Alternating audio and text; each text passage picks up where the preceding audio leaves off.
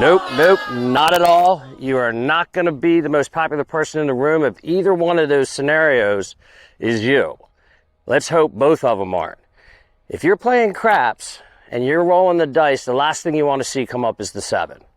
Now, if you're playing golf with your buddies, your friends, and you're playing in a scramble or you're just playing, the last thing you want to see there as well is a slice. Both scenarios are very frustrating. They can be embarrassing, and they can also cost you a lot of money.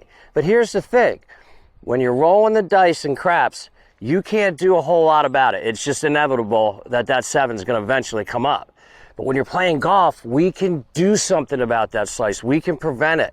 Look, I feel your pain. I want to help you. So let's talk about a few things, and hopefully we can prevent that slice. Okay, so let's talk about what's happening. If you're a right-handed golfer, when you're hitting your shots, they're going out and they're peeling off to the right. Left-handed, it's going out and peeling off to the left. Okay, very frustrating. It happens. If you've played golf at any time in your life, you've experienced the dreaded slice, okay? So usually what happens, follow me on this. Okay, so you're over the ball, you're hitting that slice all day long. And one of the buddies in your group says to you, hey, Jeff, you know, you're swinging the club and it's coming over the top. Well, no kidding, you know. Then you continue to do that. You play a few more holes. And then your next buddy in your group pipes up and says, hey, Jeff, you realize that club face is wide open coming into impact. You need to try to square that up a little bit. Okay, genius, you know, in your mind, the thoughts that are going through your mind, I mean, your friends mean well, but man, it is frustrating. It's kind of like, you know, a trigger. It's adding insult to injury, but your friends mean well because what's happening is they're seeing the symptoms of something. In other words, it's very easy to see the club coming from over the top position, cutting across the ball. It's also pretty easy to see that the face is open because the ball is going right. So they're trying to help. It's just that the problem is these are symptoms, and this is what's happening to a lot of people. So I want you to follow me here, okay? So if you're standing there, you and I are having a conversation, and my hands are down by my side. This is how your hands want to hang naturally. Doctors are going to tell you your body's always going to try to put itself in a relaxed state, a neutral state. So this is your hands. Most people will hold them like this. It varies a little bit, but you don't see anybody walking around with their hands like this. So if this is the case right here, that's your hands up on the golf club with your creases. Now this is for right-handers. Your creases that you form between the thumb and index finger on both hands going somewhere between your right ear and your right shoulder. It varies a little bit because everybody's hands are hanging a little bit different, but they definitely need to be over this way for a right-hander or towards your trail shoulder, okay? So somewhere between your trail ear and your trail shoulder is a safe bet right here for where your hands want to be, okay? So when studies have been done, if you go to driving ranges or you just watch people play, a large percentage, pretty much most people, will hold the club, and again, this is for a right-hander, with their left hand in what we would call weak position. This crease is going in this direction, okay? Now, with that being said, a few things are going to happen here. When you swing the golf club, you want to have your wrist hinge in the backswing. If you hold it like this, it's very difficult for that to happen. So you're going to wind up being the person that's swinging like that because they have nothing to let go on the ball. But here's the bigger thing. Let's say holding the club with your lead hand with the crease going this direction, if you are able to get the club up here, usually it's a result of picking it up. As you come down into the golf ball, remember, this hand wants to return to that position here where it's neutral and it's comfortable. Now look at that club face. It's pointed out to the right. So now this person, without knowing it, is constantly hitting the ball out to the right. Well, your brain's not going to let that happen forever. So eventually in comes the over-the-top move in an effort to stop it going that way. So now you're over the top, okay? So when you hear people say, hey, you know, make sure you get that club coming, shallow it, get it coming from the inside. Well, if you're holding it like this, remember what I said, it's going to want to do this coming into impact and open up that face. If you are at all able to get the club coming from this direction in here, your friends better hope they're not standing right there, because they're going to get peppered, because this is going to come in here, it's going to open up even more, and that ball is going to go straight that way.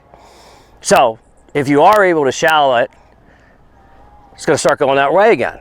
And then once again, in comes this move. See, the issue here is if studies say that most people hold the club incorrectly, too weak with their lead hand, with the crease going this way, and then in the next breath they say most people come over the top and slice the ball, wouldn't you think the first place we should look is right here?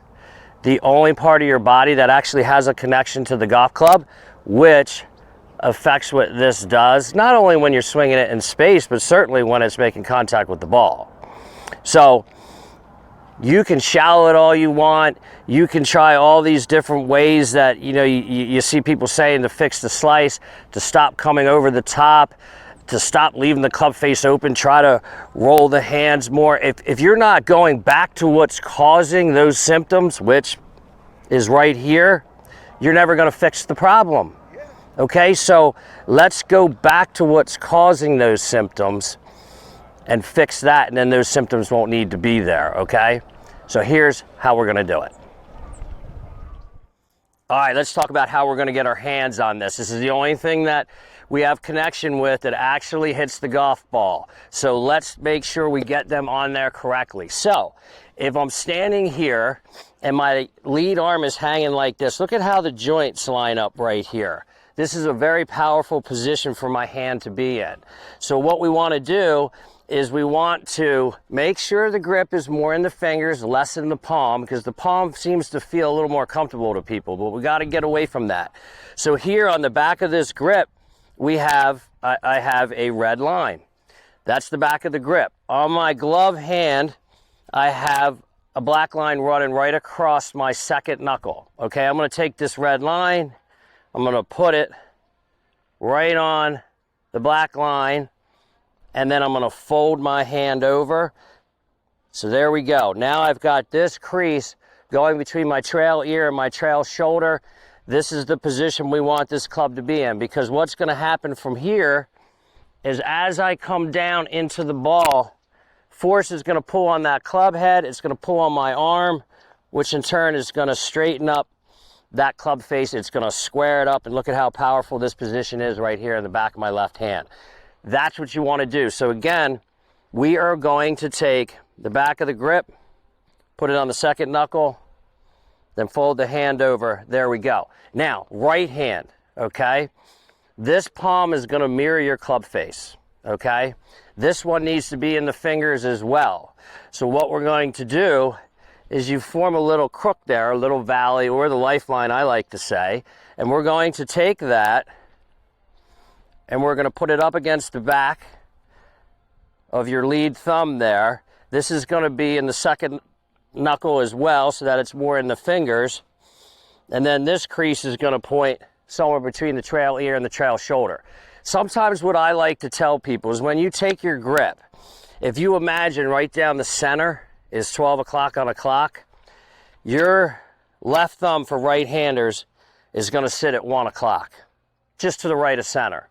Then when you put your right hand on, you form a little trigger finger as if you're pulling a squirt gun, okay?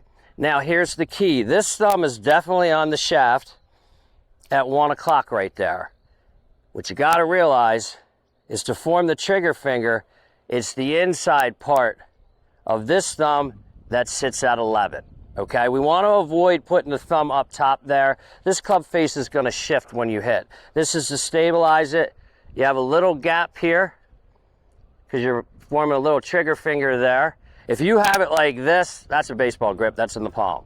So real quickly, second knuckle, back of the grip goes in it, fold this hand over, put this in the second knuckle, 1 o'clock, inside part of this at 11.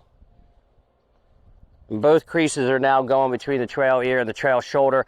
That's going to help you square this club face up more consistently. You won't have to manipulate anything because the hands are trying to work in a crazy way. So just give it a try. I mean, what's the worst that can happen? I mean, you're slicing the ball anyway.